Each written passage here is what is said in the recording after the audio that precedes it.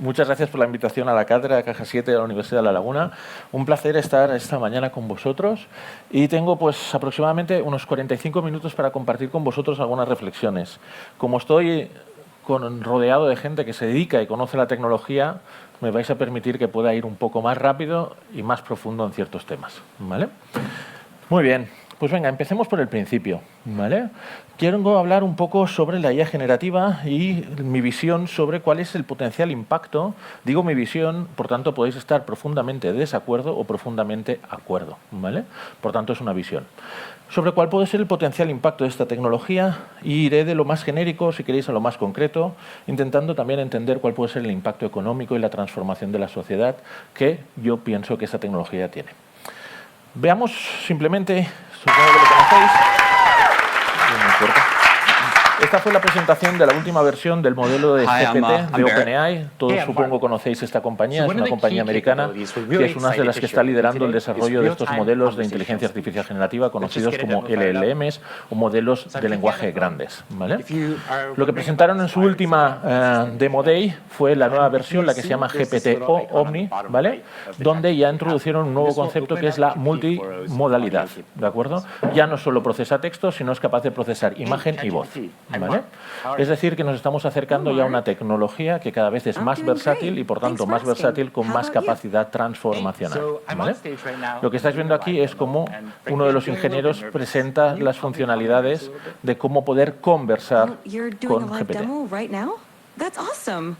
¿Vale? Le dice que está haciendo una demo y que está nervioso y si puede ayudar a relajarse, ¿vale? Porque está delante del público y lo que le dice ChatGPT es que respire profundo. Él respira, ¿vale? Y ChatGPT se da cuenta que está respirando mal para poder relajarse. Bueno, una anécdota, ¿vale? Que lo que nos lleva es realmente a los casos de uso de esta tecnología que pueden ser infinitos. Pero vayamos al principio y rompamos ciertos mitos, porque si algo sucede en este campo es que el cuñadismo tecnológico es extremo. ¿Vale? ¿Qué es el cuñadismo tecnológico? Lo que sucede todos los fines de semana cuando estás con tu cuñado.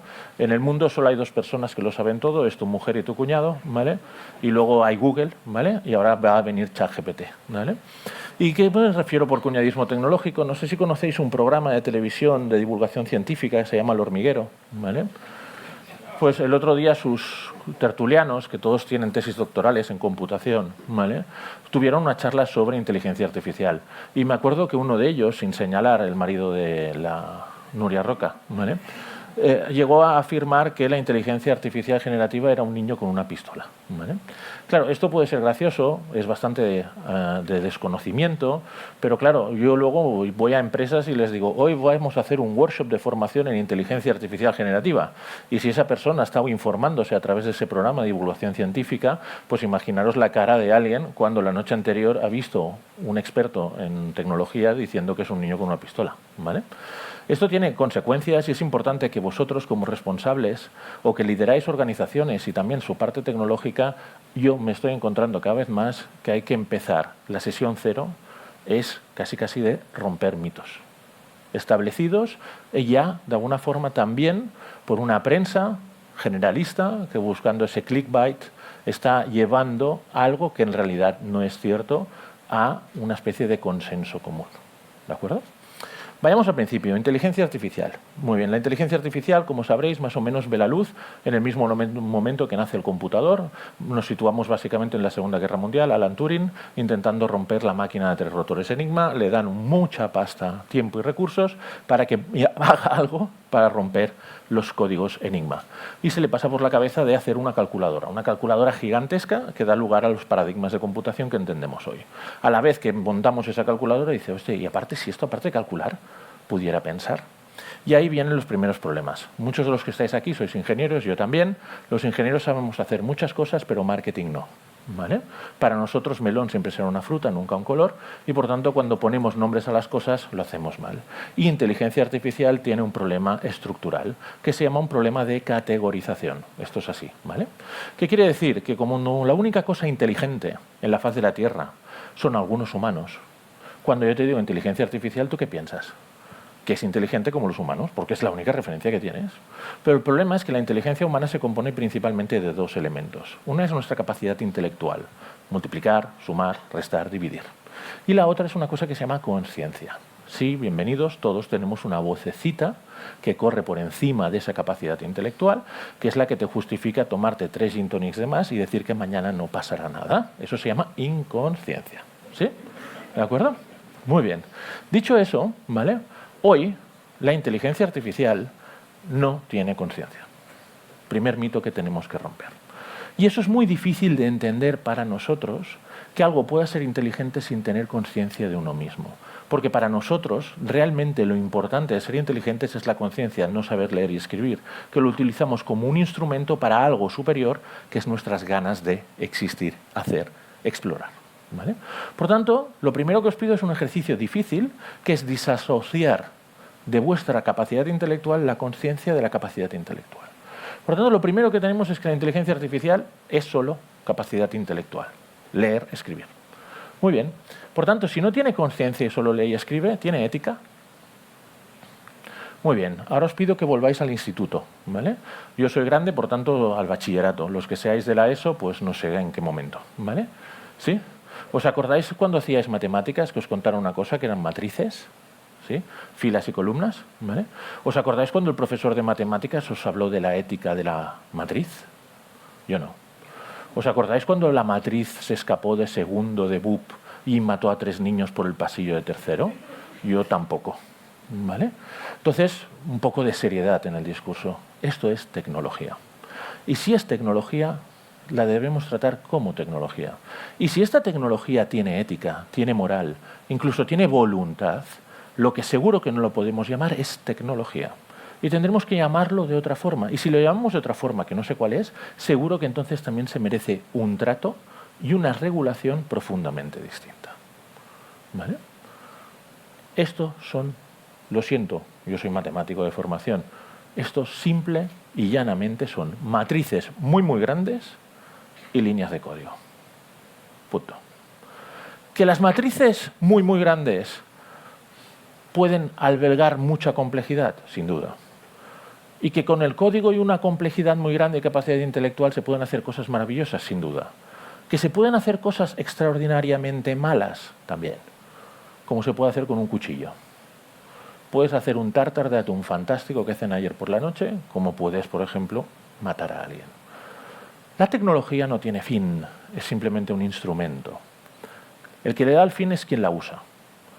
Y es verdad que con esta tecnología, quien quiera utilizarla para hacer algo en contra de alguien o de la sociedad, pues seguramente se va a encontrar una tecnología que, como es lista, es decir, intelectualmente capaz, pueda hacer aquello más y más profundo. Pero, de alguna forma, lo que hoy llamamos inteligencia artificial, y aquí voy a ser un poco provocador, no necesita regulación. Y dices, hostia, pues en Europa vamos por el mundo sacando pecho de que somos los pioneros en regular la inteligencia artificial. Hostia. Y dices, si no necesita regulación. Digo, no, porque básicamente la mayoría de las cosas que tú quieres regular no es la tecnología, es el caso de uso de la tecnología. Pero es que lo que pasa es que la mayoría de casos de uso de la tecnología están regulados. Independientemente que lo hagas con inteligencia artificial, a que lo hagas recortando fotos, que lo hagas con Photoshop o como te dé la gana, si tú coges a alguien y inventas fotos de ese alguien desnudo, eso ya existe como delito. No es la inteligencia artificial que se ha inventado el poder faltarle al respeto a alguien o faltarle al honor. El delito de las faltas al honor ya existe, ya está regulado. La otra cosa es que ahora me podéis discutir que sí que será más sencillo podernos inventar fotos de gente desnuda que no quiera esa fotografía. Es obvio, es evidente, ¿vale? Pero no es la tecnología. Lo digo porque lo que sucede es que cuando empezamos a regular en exceso algo de forma muy prematura, ¿qué es lo que hacemos? Deformar el mercado. ¿Y qué es lo que sucede entonces? Que es mucho más difícil desarrollar innovación, atraer talento, atraer compañías. Hoy es profundamente difícil montar una empresa de inteligencia artificial en Europa, ¿Por qué? Porque el marco regulatorio genera incertidumbre. ¿Y sabéis a quién no le gusta la incertidumbre? Al dinero.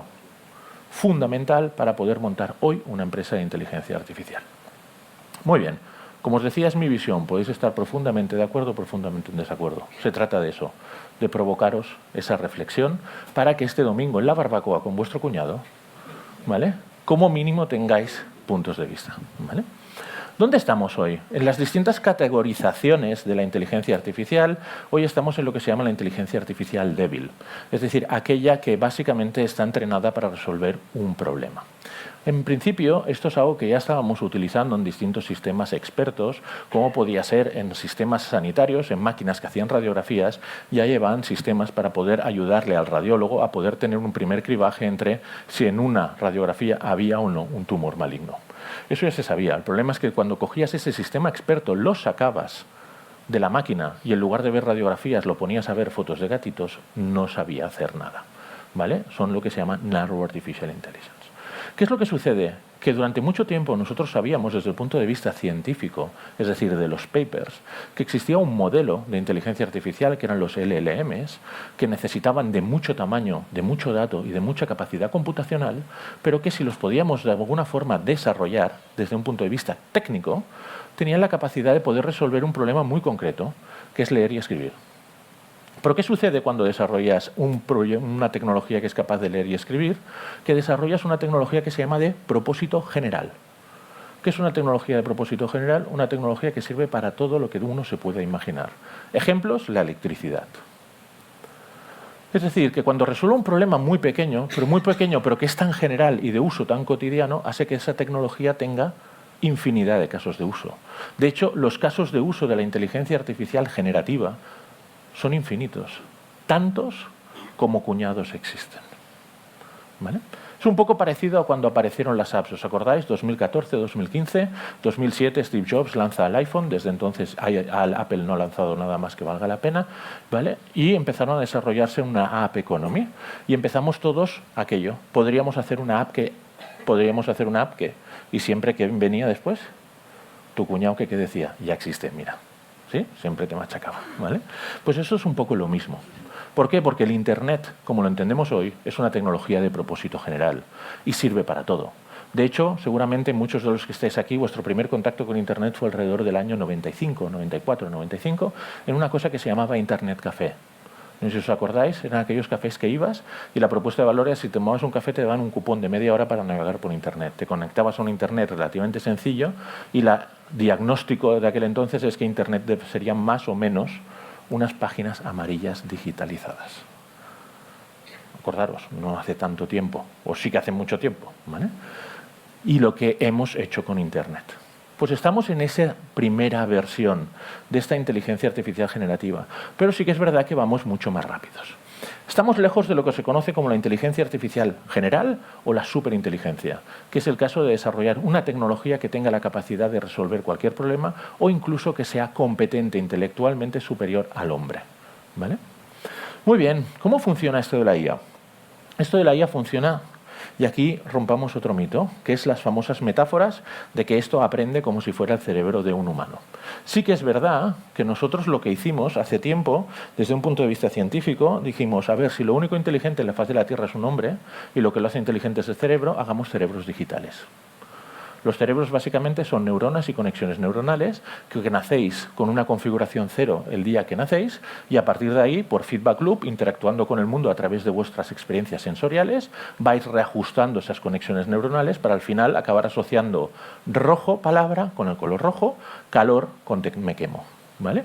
Eso básicamente es algo que va haciendo un niño de forma natural y si tiene unos padres más o menos le van ayudando a que eso se produzca de forma adecuada, ¿vale? La cantidad de información que consume un niño a los 4 años, más o menos por estímulos, superará los 40 teras de información y un cerebro de estos digitales consume más o menos 500 teras para ser entrenados. GPT-4o está alrededor de 1 trillón de parámetros y si hiciéramos un like for like, que no es lo mismo, ¿vale? Un cerebro humano está alrededor de los 100 trillones de parámetros. Por tanto, aún estamos a 2 órdenes de magnitud de complejidad respecto al cerebro humano a un cerebro digital. Es verdad que el cerebro humano dedica parte muy importante de su actividad neuronal a mantener en actividad la conciencia y poca la parte intelectual. Por tanto, no sabemos, a medida que escalemos estos cerebros, es decir, hagamos estas matrices más grandes, cómo vamos a avanzar en su capacidad intelectual. Esto es lo que se conocen como las leyes de la escalabilidad, que de momento se están cumpliendo, y lo que dicen es que simplemente, sin ningún cambio de paradigma científico, que es cuando las cosas se ponen difíciles, haciendo estos cerebros más grandes, es decir, las matrices más grandes, cada vez van a tener mejor competencia intelectual, lo que se conocen como propiedades emergentes. Es decir, cuando yo le digo a un modelo LLM, aprende a ver qué hay en una fotografía y poderme contarlo, para poder entender eso, tiene que empezar a desarrollar ciertos conceptos intelectuales. Por ejemplo, causa-efecto, por ejemplo, el efecto de la gravedad, y os pondré ejemplos, ¿vale? Que para poder decir, yo quiero que ahora generes un vídeo, porque en la multimodalidad ya estamos solo no en texto, no solo en voz, no solo en imagen, sino ya que podemos empezar a generar contenido audiovisual, cuando le digo que genere un vídeo de ciertas cosas, para que ese vídeo sea un vídeo parecido al que se generaría a través de un humano, tenemos y necesitamos empezar a entender ciertos elementos de cómo funciona el mundo. Por ejemplo, la gravedad, la viscosidad, sólido, blando, causa-efecto, etcétera, etcétera. De hecho, es algo muy interesante que está sucediendo, que es que el desarrollo de estos modelos LLM está empezando a cuestionar, por ejemplo, ciertos campos, abrir nuevas líneas de investigación en campos científicos, donde hasta la fecha la vía de entrada muchas veces pasaba, por ejemplo, por resolver las ecuaciones de movimiento y de gobierno. Es decir, si yo quería simular el comportamiento de un fluido alrededor de un objeto sólido, lo que hacía era resolver matemáticamente, por modelos de discretización, las ecuaciones de Navier-Stokes, si a alguien le suenan. ¿Sí? Básicamente tenías las ecuaciones que gobernaban ese fenómeno e intentabas resolverlas numéricamente. Lo que nos estamos dando cuenta es que a través de los modelos LLM están aprendiendo a desarrollar un modelo de comportamiento de cómo se comporta un fluido alrededor de un objeto sin tener que resolver las ecuaciones de movimiento de un fluido. Es decir, que esos modelos tienen dentro de la complejidad de esa matriz un modelo de comportamiento del agua, que no sabemos si pasa por el hecho de que han entendido que eso se llaman ecuaciones de Navier-Stokes y han desarrollado un modelo para integrar las ecuaciones de Navier-Stokes, cosa que no pensamos que es el caso. ¿Vale?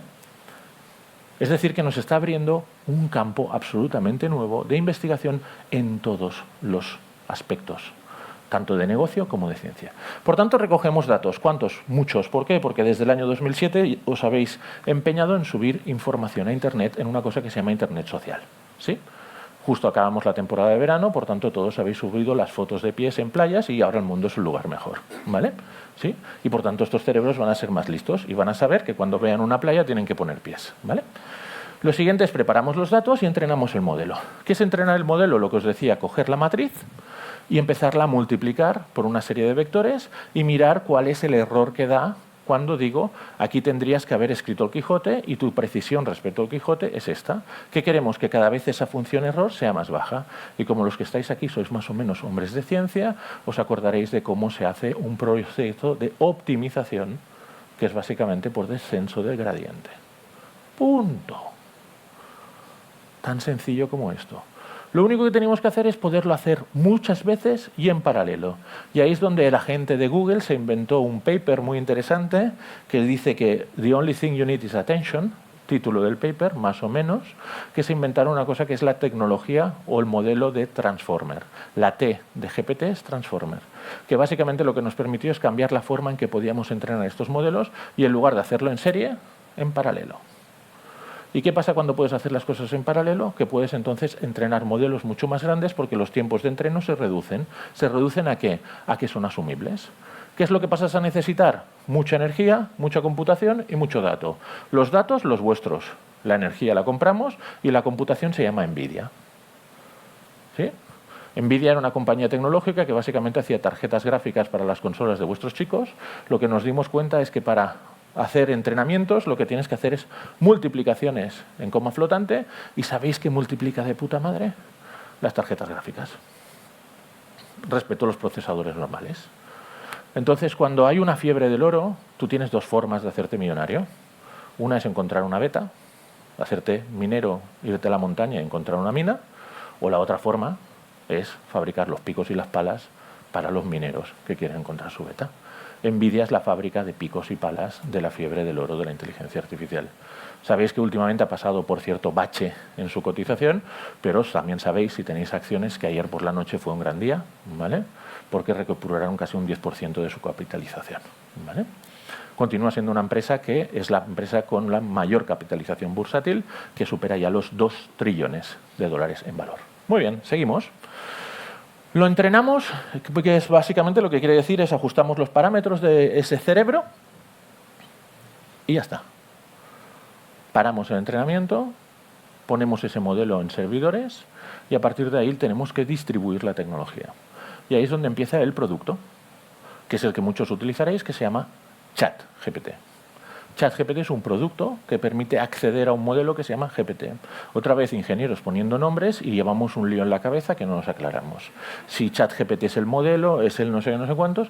¿Y qué acaba pasando? Que la gente se piensa, por ejemplo, que un modelo aprende con vuestra interacción. No es cierto. Un modelo está congelado en el tiempo a cuando se ha acabado su fase de entrenamiento. Os puede dar la sensación cuando interactuáis con ChatGPT que está aprendiendo porque es capaz de mantener una conversación con vosotros durante cierto periodo de tiempo. Eso se llama contexto. Y es una emulación a la capacidad de aprendizaje, pero no es realmente que haya una consolidación. ¿Qué es lo que sí que es verdad? Que ChatGPT en su versión gratuita o en su versión de pago B2C, en los Terms and Conditions del producto, lo que dice es que todo lo que hagas a través del producto, es decir, la información que compartas y la interacción que tengas con la tecnología, esa compañía, como no estás pagando suficiente, se queda y se reserva el derecho de guardar esa información para que en futuras ediciones de próximos modelos, cuando hablamos de recogida de datos, aparte de las fotos de los pies, esté en la información que vosotros habéis subido. Por tanto, si estáis utilizando tecnología, por ejemplo, ChatGPT, en vuestras compañías, lo que es muy importante es que utilicéis licencias Enterprise.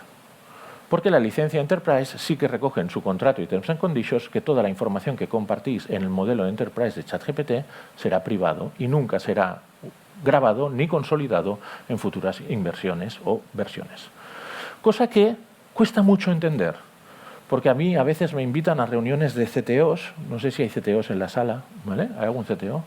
Bueno, os imaginaros, las reuniones de CTOs son súper divertidas, son de las aquellas que dicen, qué bien, me han invitado hoy a cenar, ¿vale? Y ellos mismos llevan un cacao maravillado de puta madre, ¿vale? ¿Por qué? Porque uno, esto a todos nos ha pillado un poco con el pie cambiado, la reacción del CTO, hasta que negocio no me diga que esto le sirve para mucho, yo lo único que veo aquí es un problema de seguridad y de filtración de datos. Conclusión, yo esto no autorizo que se use. O si no, como mucho, lo que están autorizando es que se utilice el Microsoft Copilot. No sé si habéis utilizado Microsoft Copilot, pero no funciona. ¿Vale? ¿Alguien de Microsoft? ¿No? Es que un día había uno de Microsoft y se puso complicada. ¿Vale? No es que no funcione, es que está a años luz de las funcionalidades y las prestaciones de ChatGPT. Entonces, si vosotros le ponéis a vuestros colaboradores Copilot, lo que os van a decir es que esto no va a cambiar el mundo ni ahora ni mañana. ¿Qué es lo divertido? Que ha empezado el curso escolar y en vuestras organizaciones seguramente se han incorporado este septiembre o se van a incorporar en breve los primeros licenciados que han hecho su trabajo final de carrera con ChatGPT. Con o lo ha hecho ChatGPT. El con o, ¿vale? ¿Seguro? ¿Sí? Eso es muy interesante porque os vais a encontrar de golpe, unos nuevos empleados que el primer día que lleguen a su lugar de trabajo, ¿sabéis qué os van a pedir? ¿Dónde está el ChatGPT? No, es que tienes que hacer un informe de 30 páginas sobre el resumen trimestral de ventas. Ya, coño, dame ChatGPT que lo hago. Pues que no lo van a hacer por pereza o porque no sepan hacerlo, porque lo saben hacer. Es porque van a entender que lo más natural del mundo es poder utilizar una tecnología que te facilita y acelera la elaboración en tiempo, precisión y calidad del informe. Y vuestra respuesta como compañías va a ser, no, aquí no utilizamos ChatGPT. Y él os quedará mirando y dice, ¿y por qué? Bueno, por privacidad. Es que no es cierto, porque ChatGPT en versión Enterprise no consolida. No, porque si utilizas información, no, es que no es cierto, es que no aprende. No, es que aparte yo si me lo das puedo hacer todas estas cosas más rápido y mejor y aprender más y dedicar más tiempo a aprender sobre el negocio y no a tirarme las próximas 2 semanas a escribir un texto en Word que ya sé hacer y que se supone que ya saben escribir. El informe PISA dice que no, pero se supone que sí. ¿Vale? Por tanto, otro mito que hay que romper. La IA generativa. La IA generativa está mostrando también una capacidad de empezar a fagocitar el resto de otras disciplinas de la inteligencia artificial.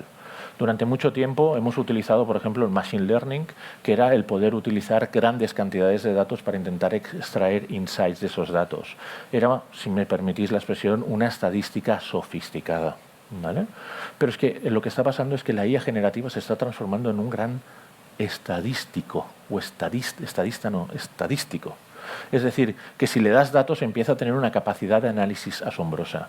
¿Qué le pasa? Los tiempos de computación son largos, si no tiene un buen contexto de información muchas veces su información es precisa y lo que nosotros nos estamos dando cuenta en Liquid Lab es que es muy importante, muy importante, lo repito, muy importante, formar a la gente adecuadamente en el uso de esta tecnología.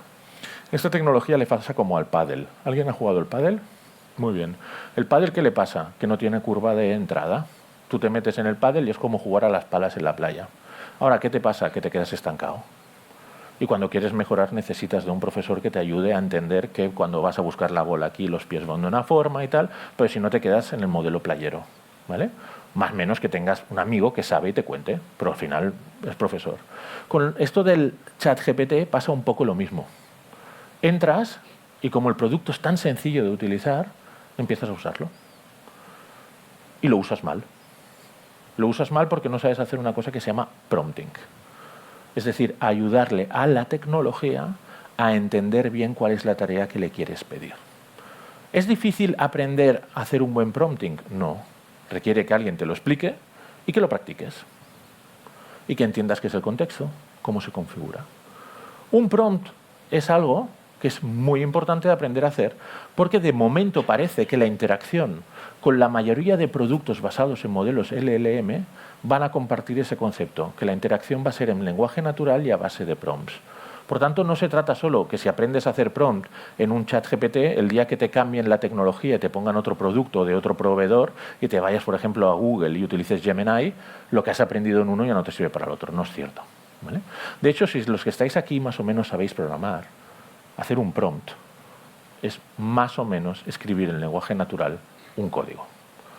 Porque tienes que definir el contexto, de qué va esto, las variables, tienes que definirle la rutina, qué quieres que haga, tienes que definirle después qué tipo de output, es decir, preparar los formatos de salida de la información. Porque al final, repito, estamos trabajando con una tecnología. Y cuando le ayudamos a estructurar bien lo que queremos que haga, los resultados son sustancialmente mejores. Por ejemplo, hay mucha gente que me dice, oye, es que se equivoca con los datos. No, te equivocas tú pensando que esto tiene una base de datos integrada. Os voy a poner un ejemplo muy sencillo. Si yo os digo la palabra mesa, y os digo, ¿es esto una mesa? Todos me deberíais contestar que sí, ¿vale? Pero si luego nos vamos al cóctel y vemos mesas redondas, mesas de cóctel, y os digo es una mesa, me diréis que es una mesa. Pero eso no es porque vosotros en vuestro cerebro tenéis las imágenes de todas las mesas del mundo. De hecho, sería imposible porque existen diseñadores industriales que a veces nos ponen el reto de saber si una mesa es una mesa. ¿Vale? ¿De acuerdo? ¿Pero por qué? Porque tenemos un modelo mental de mesa. Lo que tiene ChatGPT o lo que tiene GPT, y hablo de GPT no es que trabaje para OpenAI, podría utilizar Gemini o puedo utilizar Llama o el modelo que os dé la gana, Claude. ¿Vale? Lo que tiene es un modelo mental de mesa. Y cuando él le habláis de la palabra mesa, entiende qué significa mesa mentalmente y qué es para qué sirve, en qué contexto o cuando ve uno.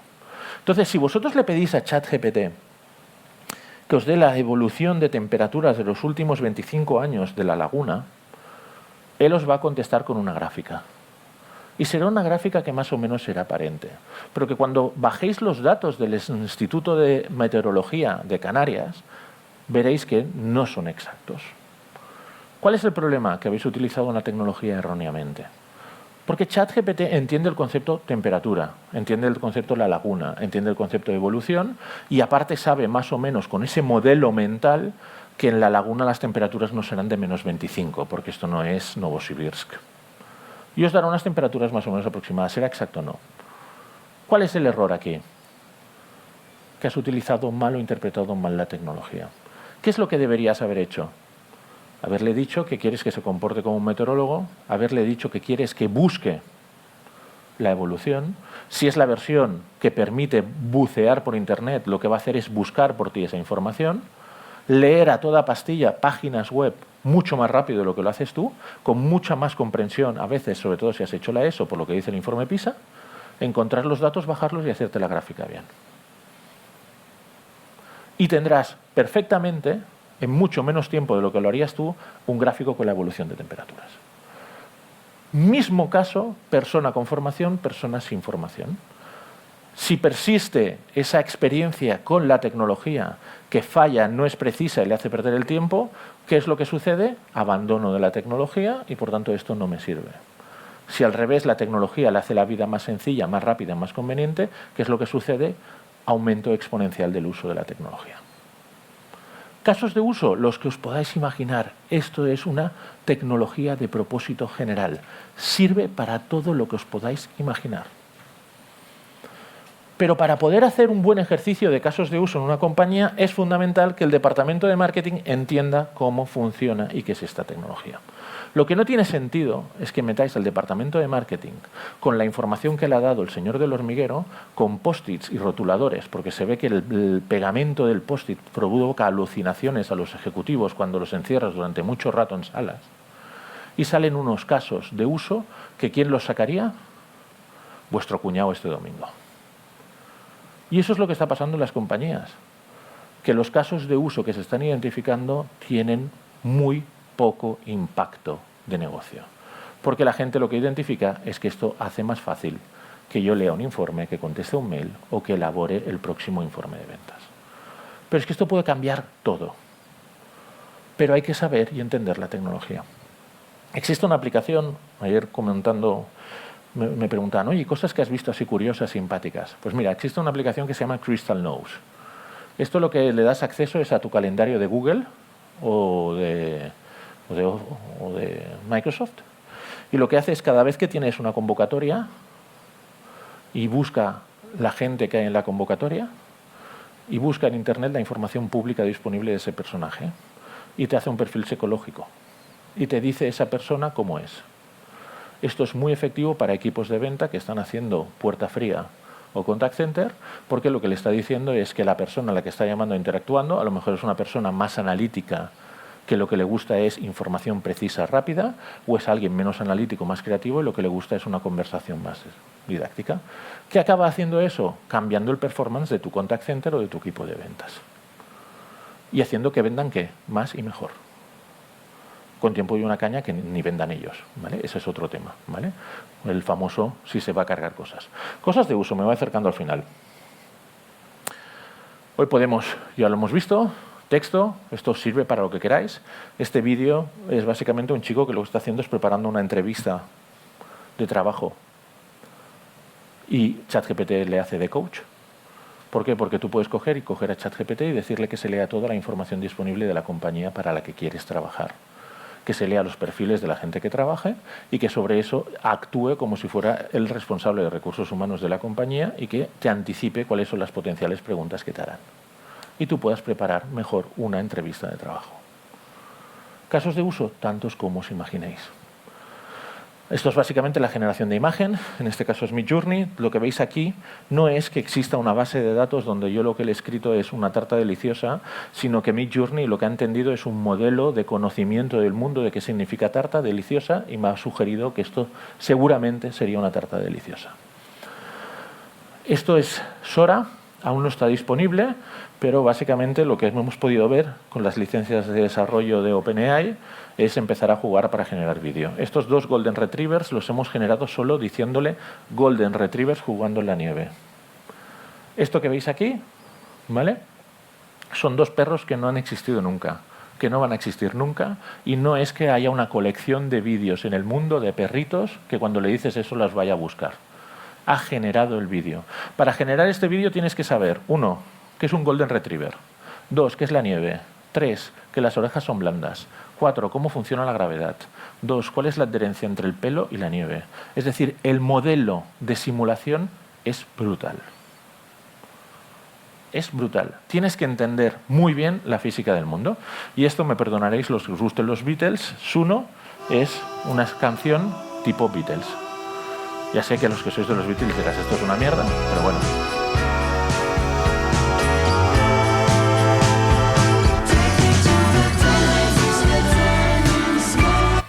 Estoy para cambiarlo con Daddy Yankee o algo así y dirán, hostia, si canta está mejor. ¿Vale? ¿Sí? ¿De acuerdo? Bueno, pues esto es lo que de alguna forma ya podemos hacer, clonar voces, etcétera, etcétera. ¿Por qué ha pasado todo esto? Porque tenemos más datos que nunca, porque tenemos más capacidad computacional que nunca, porque tenemos acceso y financiación.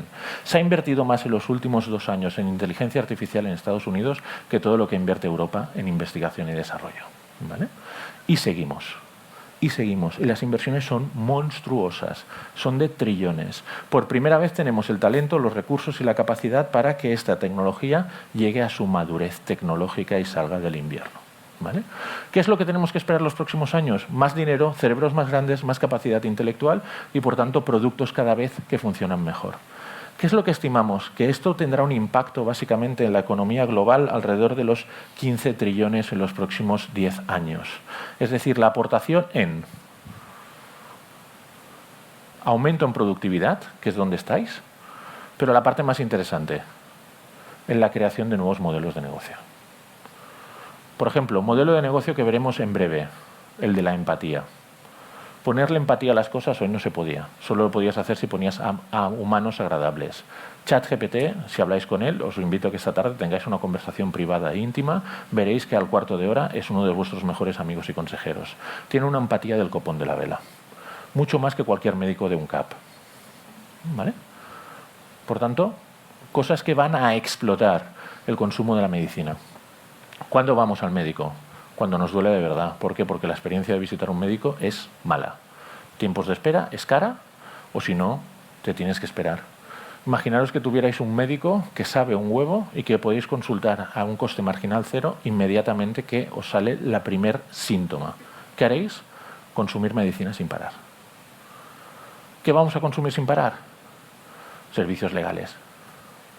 Hostia, cuando se retrase Vueling va a tener un problema del copón. Porque es que vamos a sacar todos el ChatGPT del bolsillo y vamos a meterle la carta reclamando todo en 0, porque aparte, ¿sabes qué? Se va a leer el Terms and Conditions enterito y va a redactar una carta meaningful desde un punto de vista legal que va a ser acojonante. O sea, lo de la letra pequeña ya no va a servir para esconder clausulados. ¿Vale? Más cosas que vamos a ver. Human made. Cuando electrificamos el mundo llegó la automatización y de golpe lo artesano empezó a tener un valor que hasta la fecha no tenía, porque lo artesano era lo único que había. Pues ahora en breve vamos a empezar a ver que las cosas vamos a ver que pagaremos cuando estén hechas solo por humanos o cuando no estén hechas por humanos. Pongo un ejemplo. A lo mejor cuando tú vayas a comprar un libro vas a querer que el libro esté certificado que está escrito por un humano, porque como los nostálgicos nos va a gustar escuchar música de vinilo, porque tiene una imperfección que me gusta. Pero cuando hablemos de nuestra declaración de la renta, seguramente en lugar de que nos la haga el gestor del barrio, nos gustará que nos la haga ChatGPT, que tenga toda la ley fiscal y el IRPF empapado dentro a fuego y que nos haga una declaración de la renta que seguramente será mucho más rigurosa con la ley y mucho más efectiva respecto a nuestra maximización fiscal. Diagnósticos, asesoramiento técnico. ¿De quién compraremos un libro sobre ingeniería? ¿De un par de ingenieros que han escrito un libro interesante sobre ingeniería? ¿O sobre ChatGPT que se ha leído todos los avances y todos los papers últimos en ingeniería de puentes y han escrito un position paper sobre la mejor forma de hacer puentes con reducción de acero y hormigón? Bueno, empezaremos a trabajar con ese doble universo, ¿vale? Y no solo eso, esto creativamente es muy bueno. Empezaremos a ver que nos gustan mucho las historias que crea, los contenidos que crea, las imágenes que crea. De hecho, si sois usuarios de Instagram, supongo que os habréis fijado que empieza a haber mucha imagen generada por inteligencia artificial de conceptos que son atractivos, pero que nunca existirán. Por ejemplo, porque existe la gravedad, ¿vale? Es decir, el universo de nuevos productos, servicios, incluso de personas, ¿vale? Si eso lo estimamos, lo que quiere decir es básicamente en 2022, para que os hagáis una idea, la suma de la capitalización bursátil de las compañías que llamamos innovadoras era unos 100 trillones. Y la suma de la capitalización bursátil de todas las compañías de todo el mundo en todos los mercados cotizados son 200 trillones. Que eso, like for like, básicamente es el equivalente a sumar el PIB de todo el mundo. ¿Vale? Quedaros con la cifra, es poco importante. 200 trillones. ¿Vale? La compañía con mayor capitalización bursátil está alrededor de los 2 trillones. No hacía mucho, era impensable pensar que una compañía llegaría a superar la capitalización del trillón. Acordaros que fue Apple y fue en aquel momento épico que fue memorable para entendernos, ¿vale?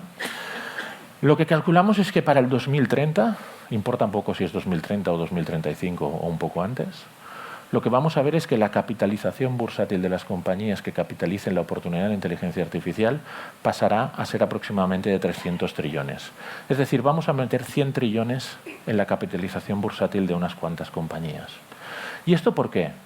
Porque ya lo sabemos, cada vez que en la historia de la humanidad moderna ha habido cambios de paradigma tecnológico, lo que cambia es el paradigma de crecimiento.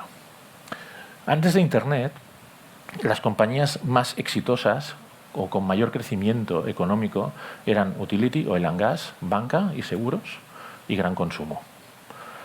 Estas tres compañías, o este tres tipos de sectores, estaban profundamente vinculadas a la capacidad de consumo.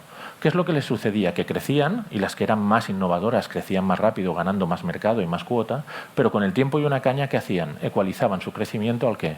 Al del consumo, al del Producto Interior Bruto. Porque no había forma de vender más gasolina si no se consumía y se necesitaba más gasolina. ¿Vale? Llegó Internet y empezamos a ver compañías, esto estoy hablando del 1970, que empezaron a mostrar unos patrones de crecimiento que no conocíamos hasta la fecha, que eran capaces de crecer de forma sostenida un 20% anual sostenido durante 20 años, como ha hecho Google, como ha hecho Facebook o como ha hecho Amazon. Para entonces no existían compañías que fueran capaces de sostener crecimientos del 20% anual durante 20 años. Había compañías que eran capaces de sostener un crecimiento anual del 4%, con suerte, durante 20 años. Hoy estamos delante de la posibilidad de ver compañías que van a ser capaces de crecer de una forma que no hemos conocido, ¿vale? Es decir, que la inteligencia artificial nos tiene que llevar a un lugar, si lo hacemos bien, de más abundancia. Igual que hizo la electricidad, que nos llevó a un lugar de más abundancia, de mejor calidad de vida, de mejor esperanza de vida, de más formación y de más acceso. Será y se distribuirá distinto, ¿vale? Habrá países que serán capaces de capturar más esa oportunidad y países, como siempre, que serán capaces de capturarla menos. Aquí, otra vez, retos que tenemos encima de la mesa, que para mí es estéril hablar de la ética, pero que sí que es muy importante hablar de la accesibilidad. Porque si no, los países en vías de desarrollo seguirán aún con un gap más grande. O garantizamos el acceso de esta tecnología a todo el mundo, o generaremos gaps de acceso. Ya puede ser entre países, entre regiones, o entre compañías, o entre segmentos de la sociedad. Otro tema, seguridad nacional. Podemos, y en el futuro lo sabemos, el acceso a Internet y a los principales servicios serán por interfaces conversacionales. El programa Padre, que seguro que conocéis, se lo inventaron una empresa de desarrolladores que se llama infierno.com. ¿Vale? El programa Padre, lógico y natural, es una conversación. Contarle quién eres y que a partir de aquí entienda lo que necesitas. Por tanto, muy probablemente el acceso a los servicios públicos, de forma natural, acabarán pasando por interfaces basadas en inteligencia artificial. Y cuando hablamos de servicios públicos o de elementos estratégicos para la competitividad y la seguridad de un país, seguramente nos interesará que esa tecnología de acceso sea pública, sea nacional y que no dependa de los intereses de gente. Hoy no nos hemos dado cuenta, pero no sé si es el caso aquí en Tenerife.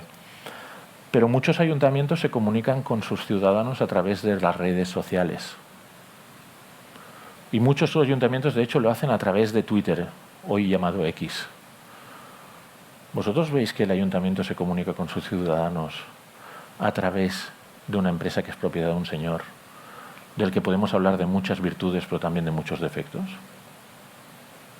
Y que si mañana se levanta y dice, se acabó que los ayuntamientos tengan perfil de X, eso acaba con la comunicación de un ayuntamiento con su ciudad. Es como si de golpe la gente de Meta dice, se acabaron los grupos de padres del colegio. La digitalización del sistema educativo español se acabó. Tus hijos dejan de existir. Ya no hacen los deberes, ya no van a fiestas de cumpleaños, ya no van a ninguna parte, ¿vale? Por otra parte, a lo mejor descansaríamos un poco los que somos padres, ¿no? Pero eso es un poco la idea. Entonces tenemos que pensar sobre la soberanía tecnológica, sobre cuáles son las inversiones que tenemos que hacer colectivas, y no sé si se tienen que hacer a nivel nacional, a nivel regional, ¿vale? Más que empujar esfuerzos en regulaciones, que ya vendrán y que comparto, que hoy, después de 12 años de tener la red social desplegada, sabemos científicamente que un niño de 14 años no tiene que tener móvil con red social, porque es malo. Científicamente demostrado. Punto. No hay discusión. Un niño de 14 años no hace nada con un móvil en su habitación mirando TikTok. Sí, lo único que se hace es daño. Ya lo sabemos. Pero lo que no sabemos es que la inteligencia artificial, ¿cuáles son los colaterales? No sé si por susto o por interés estamos promocionando cierta regulación que corre un riesgo de que Europa, una vez más, tenga muy difícil desarrollar un ecosistema empresarial fértil de tecnología basada en inteligencia artificial. Porque los buenos empresarios, los buenos proyectos, cuando vean un entorno que le hace muy difícil el desarrollo de producto, se tendrán que ir. O los buscarán para que se vayan. Muy bien, llego al final. Riesgos, beneficios, hemos hablado mucho. Se puede ser tecno-optimista, tecno-pesimista. Espero que después de la charla, como mínimo, os haya ayudado a enriquecer ese debate. Cada uno que se sitúe donde quiera. Pero sí que es importante, pienso, que tener es como mínimo una opinión formada, una opinión crítica, de si esto es más una oportunidad o no merece la pena, porque la amenaza de cargarnos lo que existe es demasiado elevada y, por tanto, aunque ese mundo de PIBs infinitos, de capitalizaciones y de abundancia suena muy bien, el riesgo y la probabilidad de cagarla por el camino es demasiado alta. Ahí es donde seguramente nos la tenemos. La alucinación se resolverá, el sesgo, el que tiene la sociedad. Dicen, no, es que estos algoritmos tienen sesgo.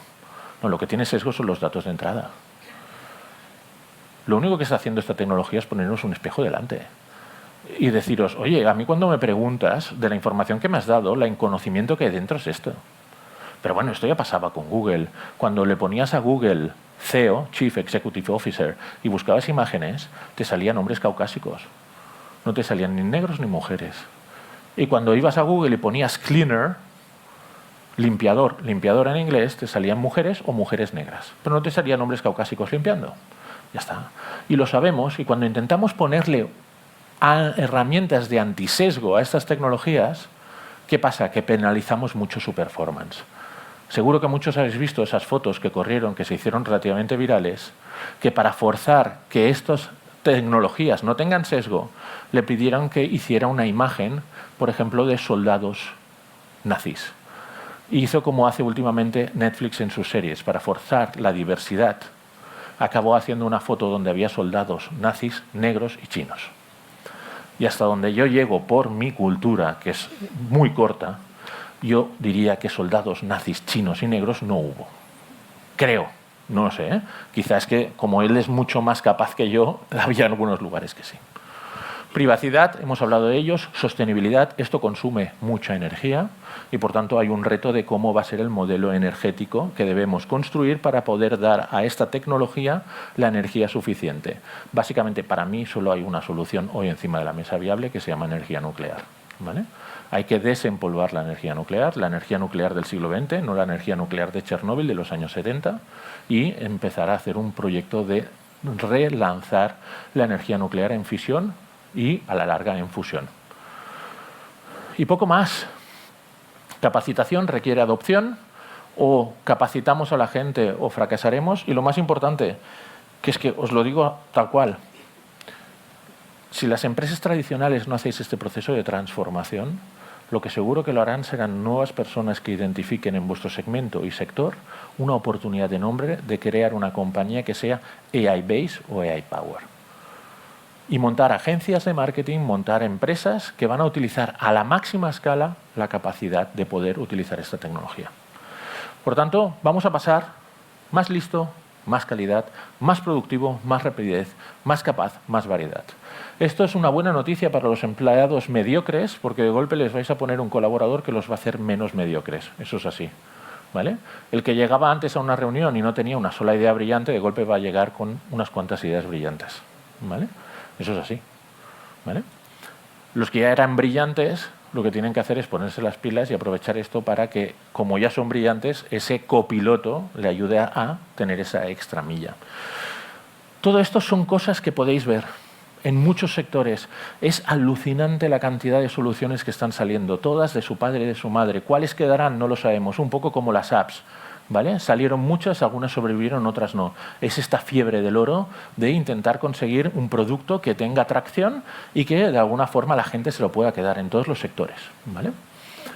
Por tanto, estamos en un mejor momento. Yo, de hecho, lo que digo siempre en mis conferencias, que si alguien quiere dejar su trabajo, seguramente es el mejor momento para hacerlo y montar una empresa de ella, ¿vale? La capitalización del mercado va a aumentar exponencialmente. Aquellos que invirtáis o tengáis algo que invertir, seguramente es un momento extraordinario, porque si invertís y apostáis por la inteligencia artificial, muy probablemente de aquí a 10 años os acordaréis de la conferencia de aquel tío de Barcelona con gafas que dijo aquello: yo puse 10.000 en Nvidia y hoy tengo 5 millones de dólares o de euros, ¿vale? Acordaros, ¿vale? Me llamo Aleix y el jamón Joselito, ¿vale? ¿Sí?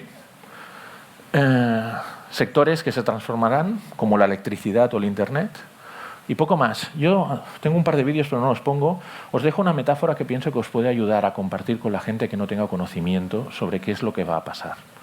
Y la metáfora es muy sencilla. Imaginaros un hogar antes de la revolución eléctrica. Se cocinaba, sí, con carbón. Se calentaba uno, sí, con estufas de leña. Se iluminaba uno, sí, con lámparas de aceite o velas. Es decir, el hogar era funcional y cumplía su objetivo.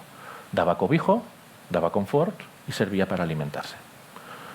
Cuando llegó la electricidad, lo primero que pensamos es que después de tiempo y una caña y conectar los hogares a la red eléctrica, hicieran lo que ya hacían, pero lo hicieran mejor. Y descubrimos que podíamos iluminar con la bombilla incandescente, mejor iluminación, que podíamos cocinar con cocinas eléctricas y, por tanto, cocinar de una forma mucho más cómoda, sencilla y mejorando las técnicas de cocción y dedicando menos tiempo, y que nos podíamos calentar efectivamente con, por ejemplo, calefacción eléctrica. Pues que no solo nos dimos cuenta de eso, nos dimos cuenta que gracias a la electricidad podíamos hacer muchas más cosas en ese hogar. Y aparecieron nuevos sectores que eran imposibles en la era preeléctrica, como por ejemplo la radio y la televisión, el entretenimiento. Y el uso y casos de uso de nuevos productos, industrias, como fueron los electrodomésticos de la cocina, la nevera, la refrigeración, que nos llevó a cambios de paradigma, por ejemplo, de sectores enteros como era la alimentación. De golpe podíamos conservar los alimentos por semanas, por meses, alimentarnos mucho mejor, cambiar totalmente la cadena de suministro de la alimentación. Ahora lo que os pido es, vuestra empresa es hoy esa casa preeléctrica. ¿Cumple la misión que tiene encomendada? Sin duda. Trabajáis, os ganáis la vida y deja una cuenta de resultados. La universidad forma a la gente y la forma bien.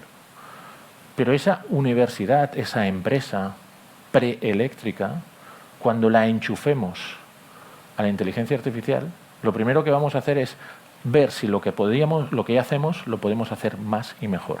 Que seguro, podremos enseñar más y mejor. Podremos ofrecer servicios financieros más y mejor.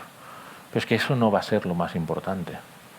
Es que vamos a empezar a tener que imaginar nuevas industrias y la transformación profunda de las que existen, porque vamos a ser capaces de enseñar distinto o entregar productos financieros o vender productos bancarios o incluso pensar productos bancarios que hoy somos incapaces de imaginar. Y esto va a pasar en los próximos 10 años. Y nos guste o no, esto no va solo de poner un copiloto y que me ayude a escribir mails. Esa es mi visión. Muchas gracias.